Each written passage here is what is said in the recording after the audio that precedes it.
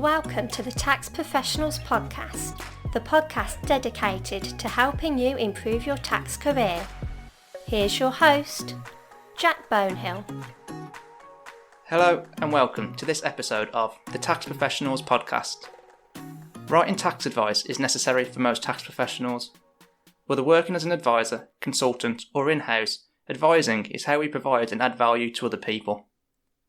I'm naturally more numbers based. I did a maths degree, and so writing advice is something I've worked hard to improve. Writing for me takes a lot of concentration and mental energy, but the more experience and practice I have, the easier it's becoming. It is definitely a skill to be learned and honed over time, and it's 100% something you can improve and get better at. You won't just become amazing and get it overnight, but you'll be able to be much better over time as long as you put in effort, focus and practice. You'll be able to take and apply what's said in this episode to help you become better at writing tax advice. In particular, you'll learn and understand the approach I recommend you take and why this is beneficial. In short, the approach is fully understand the facts and relevant tax rules. Plan. This will be entirely unique to you, with as little or as much detail as you like. Write the advice, reviewing and tweaking. In the episode, I'll also help you understand how you can go about doing those things, how you can go about tailoring to the audience, and how you can go about making the advice practical and commercial. At the end, I'll just provide some final closing tips for you. What's said in this episode is what I've found useful based on my own experiences and knowledge. I'm in no way an expert at writing advice, but I've learned and improved a ton since I started working in tax. I've still got plenty to learn and improve at, but I'm basically sharing what I've learned and experienced to date to help you and provide you with tips. Let's get to it. Before you even start considering writing and thinking about the advice you're going to give, you definitely need to fully understand the facts of the person you're advising and the scenario that you're dealing with.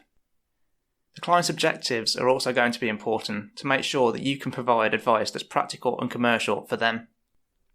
You should also aim to understand what the client is trying to achieve, because then you'll be able to provide advice that's in line with that. After all, there's not much point in advice if you're not helping the client achieve their objectives. When I first started writing advice, this is something that I found difficult. I wanted to focus so much on the tax points and the technicalities there, and I was definitely less interested in making sure that I was proactive, making sure that I was practical and commercial. Clients, generally speaking though, would not want to pay for just something that is completely technical. So we need to make sure that when writing advice that it is practical, commercial and helpful to the client, and not just for us to, enjoy writing about tax. You did hear right, I did say enjoy writing tax advice. At this stage, before you've even started thinking about or writing the advice, you may not know every single fact or every single piece of information that you need, but if that's the case, you can always come back and obtain further information later down the line. So, why is it important to fully understand the facts? If you don't understand the facts, then you won't know which tax rules apply, and, then you won't be able to provide any advice. It's absolutely necessary to understand the correct facts to be able to conclude on the correct tax result. Sometimes there will just be a black and white answer to a client's question, but in some circumstances there will be opportunity to be able to provide some options or solutions to put the client in a better position. So fully understanding the facts, the scenario, the client's objectives and what they're trying to achieve will help you to provide the best options and solutions for their needs. So once you fully understand the facts, the client's objectives and what they're trying to achieve, you can move on to establishing and understanding the relevant tax rules and then applying those tax rules to the facts. Understanding the tax rules is probably the most important part. Not one, because if you don't understand them, you could end up providing incorrect advice, leaving you or your employer up for being sued or even losing a client. But if you don't properly understand the rules, then I truly believe you can't provide the best advice to your client.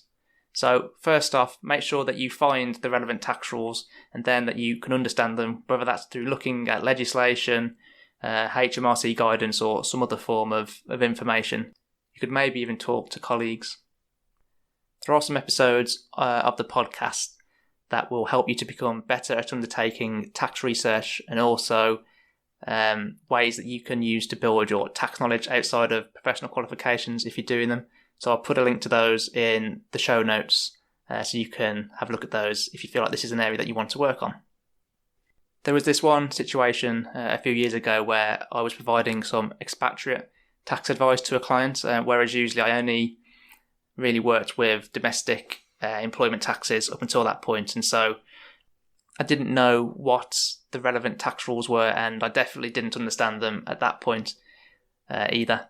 So before I jumped into giving the advice, I had to thoroughly research the answer, the scenarios, the different pieces of rules that could be applying, which I basically did through looking at Tolley's Expatriate Tax Advice Handbook for probably quite a few hours.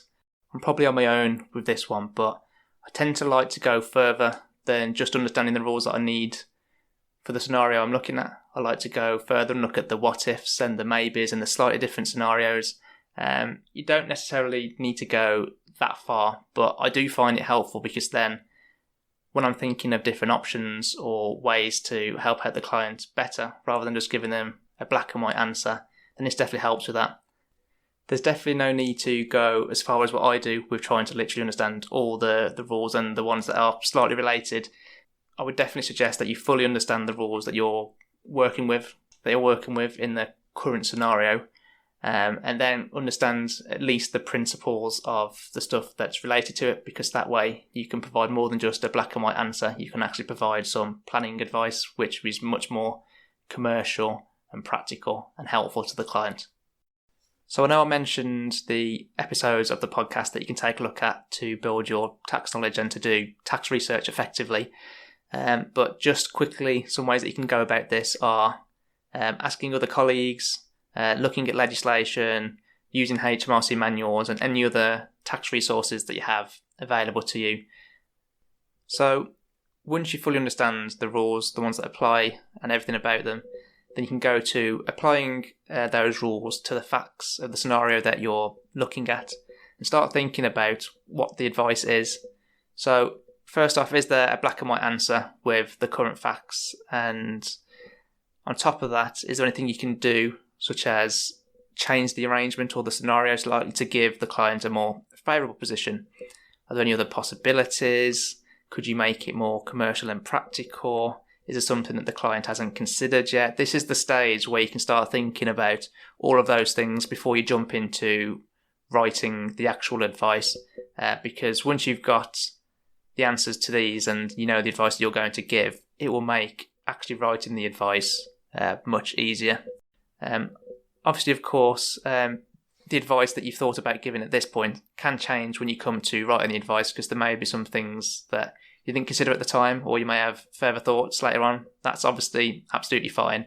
But by just having an initial idea, it will kind of focus the mind and it will give you a great starting point for putting together the advice fast without procrastinating, taking time and trying to think as you're doing. Because when it comes to writing, if you're trying to think about like structure and what you're going to include, etc., it's just going to slow and bog you down. Just before jumping into starting to write the advice, there's just one last thing that I recommend that you do first, and that is to write some sort of plan, or at least think about what you're going to include in the letter and how it's going to be structured. Personally, I used to resist planning before writing something because I thought that it would pretty much be a waste of time up front, because it wouldn't save any time when it comes to actually writing the work. But what I've actually found out is even doing some small planning, it will really help speed up the actual writing process. So the time that you spend planning will, I think, definitely be saved if you pull together this short plan. On top of that, it will definitely help with the structure and the flow of the advice that you're writing to make it more understandable, more easy to follow by the reader. That's obviously what you want. You want it to be as easy for them to read and as understandable as possible. And kind of doing a little plan up front will definitely help with that. So how detailed should it be? Well, I think that's definitely down to personal preference. Try experimenting and figuring out what works for you. Personally, I would just do lay out the headings and the sections, and then have a little think about what's going to fall under each one, maybe by doing a few bullet points, but I wouldn't ever do any more than that. So that may work for you too, or you might be a bit more of a detailed planner, and if that's the case, then go ahead and write a detailed plan. Either way, it will save you time when it comes to writing the advice, and it will help with the structure, etc., which I've already mentioned. So what type of things can you include in a plan? You can include the medium that you're going to write, and you're going to write an email. Is it a report? Is it a letter? You may already know that up front, but if you don't, here's a time to have a think about that.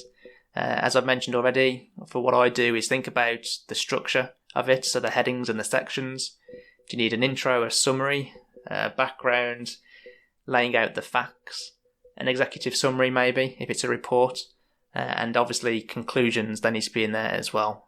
You could also think about the layout, such as, are you going to be using bullet points in some sections? Are there any diagrams or tables that will help portray the point that you want to get across to the client?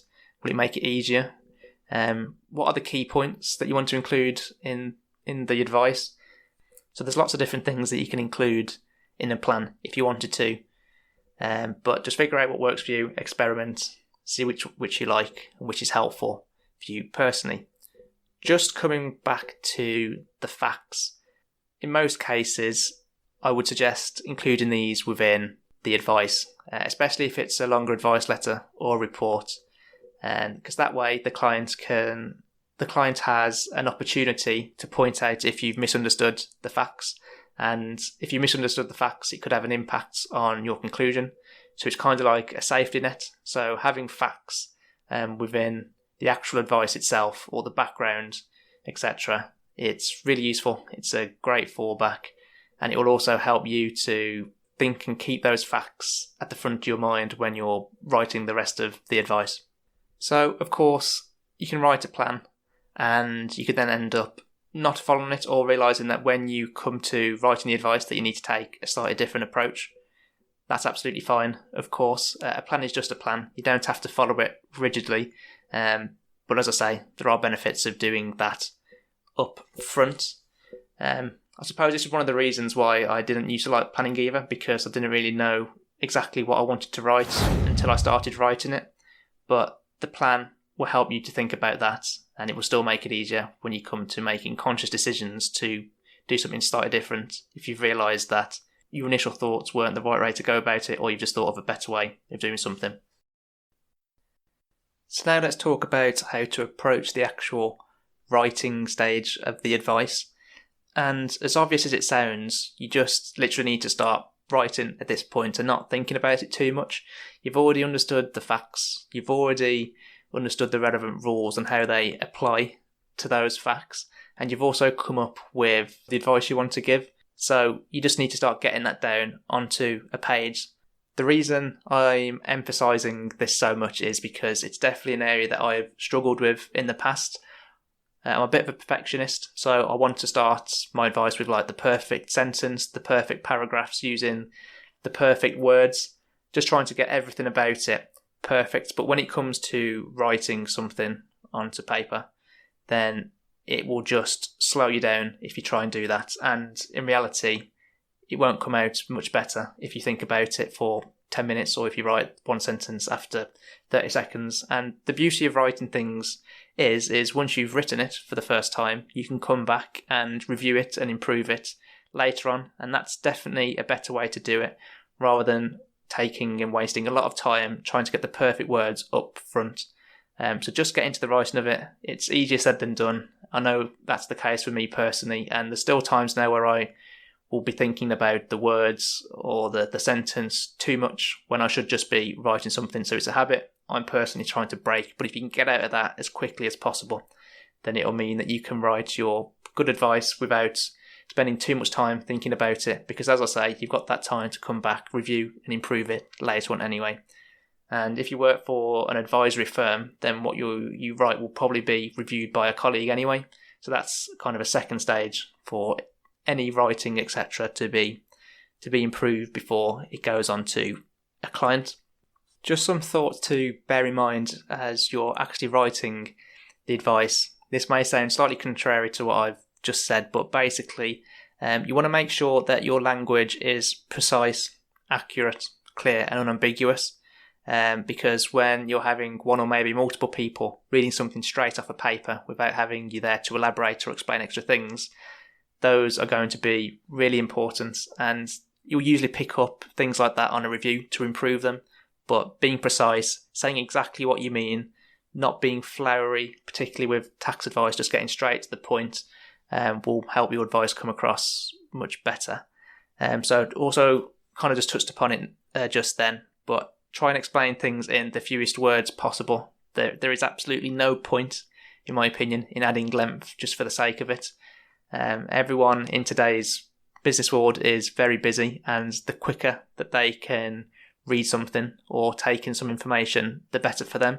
So, at least in my experience anyway, clients will appreciate something that is shorter rather than something that is really long and doesn't add any extra value when it could be 2 pages instead of 4.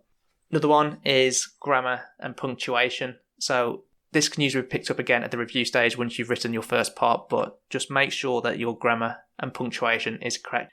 That may sound really obvious, but it is so important because it's what makes your advice and writing come across as professional.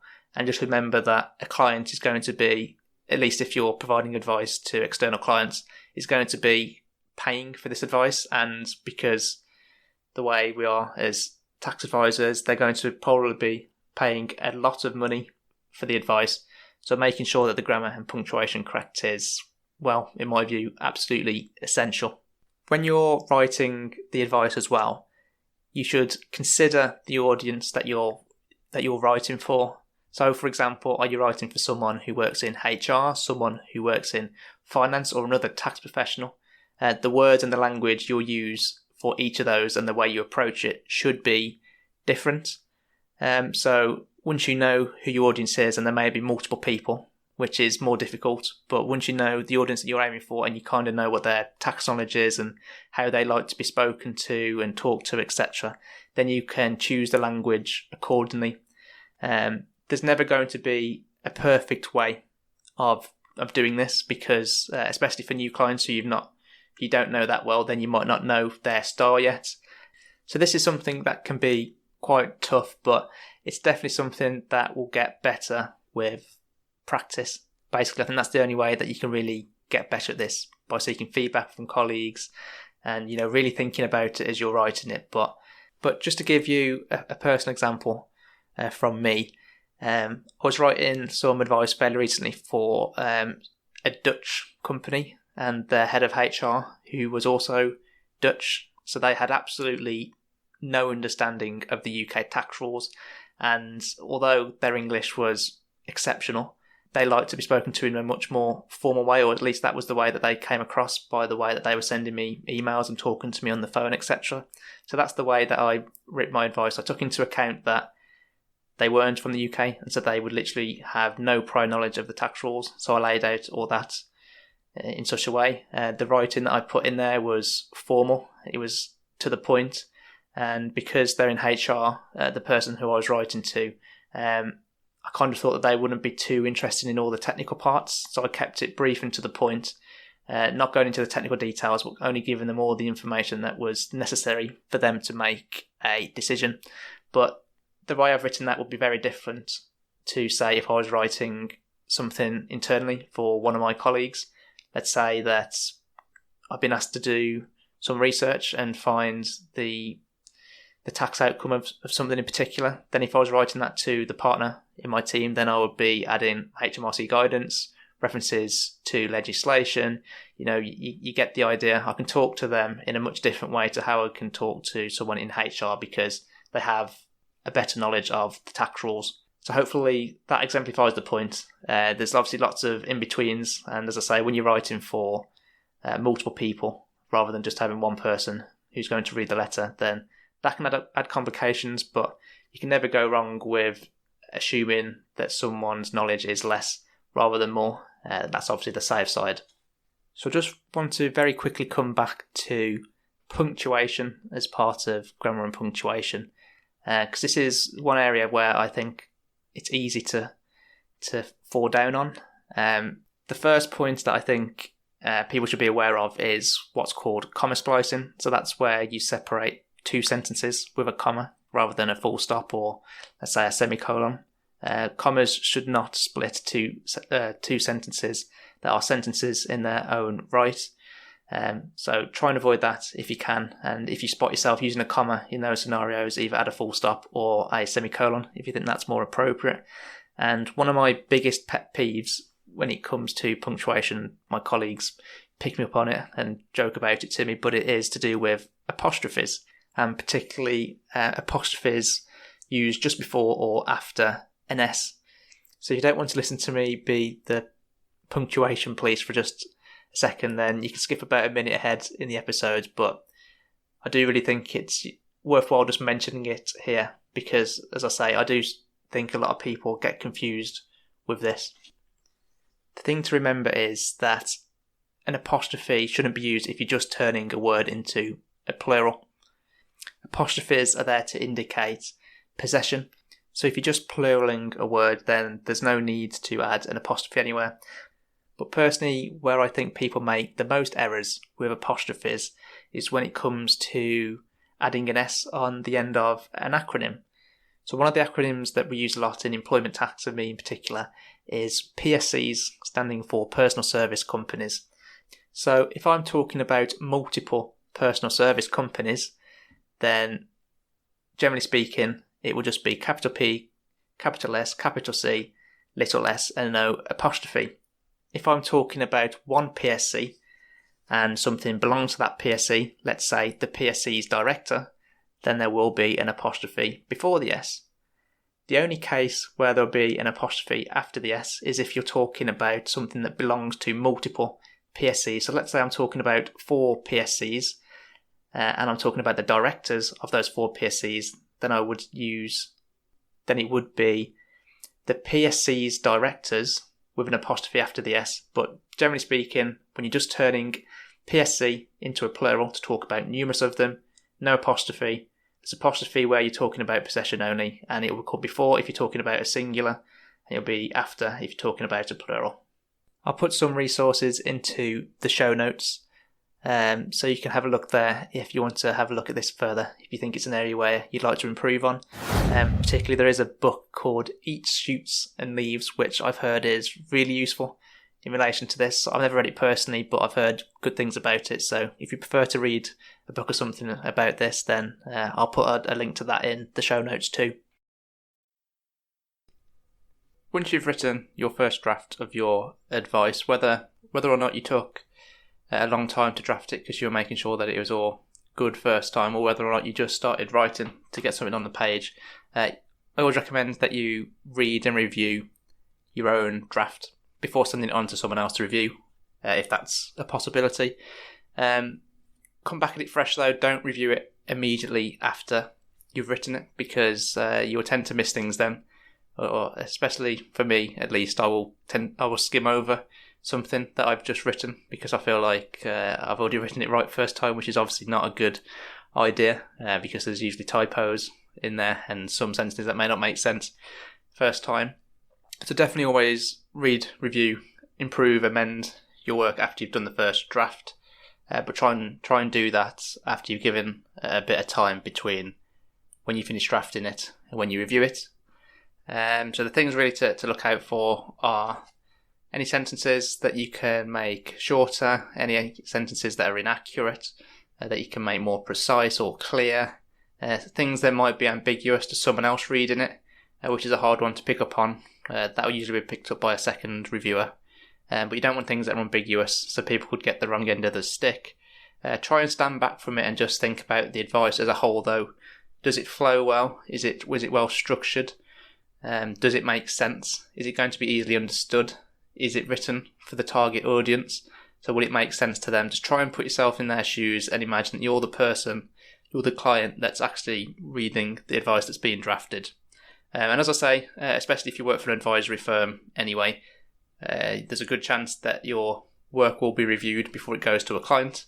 So that's kind of the last fallback. But the better the draft that you can do, that means less work for the person reviewing, which will make them think you've done a better job. They'll be more happy about that, I'm sure. I know that's the case for me when I review things. But on top of that, they can make some improvements as well. But the closer you can get to a final draft first time, then obviously the better. That puts you in a better position for the future as well. And it goes to show that you've written a good piece of advice first time, which if you do that, then it's something you should be happy and proud of, because it's not something that's easy and you would have probably put a lot of effort into it. So just some closing thoughts and other tips that haven't really cropped up throughout the episode, but are definitely worth a mention. When it comes to writing advice, just don't be scared to try different approaches. Just experiment a bit. You need to kind of find what works for you as an individual. Can you do it all in one go? Do you need lots of small chunks? How much detail do you need to go into in your plan? All those types of things. Experiment and find out what works for you. Writing advice does get easier. The more you do it, the more practice you have and experience. When I first started writing advice, it would take me a long time to draft, trying to be that perfectionist. But I definitely improved over time, especially with the commerciality and the practical aspect of it. That's probably the hardest thing to be good at naturally. It takes a lot of thought, I suppose, and understanding of the client and what will be useful for them. And especially when you're junior, straight out of university, that's something that you may not appreciate straight away. But if you can always make sure that you're technically correct, that's a good starting point. And then as time progresses, try to become more commercial and more practical. But when you're first writing advice, if you're not that experienced in it yet, then do try and focus a bit more on accuracy rather than speed just initially, so you can get a bit of a feel for how you need to write it, etc. And then try and speed it up by just writing. As mentioned, that's probably the best tip I can give you there. That's definitely what I did. Took a lot of time initially, and now try and speed up as I have more practice and experience at it now. And then kind of the last thing is observe kind of the advice that other people provide. So if you've worked on the client project and you may not have actually drafted the piece of advice, then why not look at the advice that's been drafted by, say, your manager or the partner in your team? See how they've gone about it. Take tips from what they've done, ask them about it. Try and understand why they've written something in a certain way. If you can ask them those type of questions, you can then, add it to your own knowledge and use those things yourself. And then when you do draft it and someone else has reviewed it, ask for feedback. Ask for feedback, because that's going to be so useful to you to get live feedback from someone who's just reviewed your work. It's something you've written, so you've already gone through the thought process of putting it together, and then to see what someone else has thought of it, that's really valuable, especially from someone who's got experience in writing advice. Let's say a senior manager or a partner. That's going to be really useful for you. Great to take on board. Got a separate episode on feedback too, if you want to take a look at that. I'll put a link to it in the show notes in case you're interested.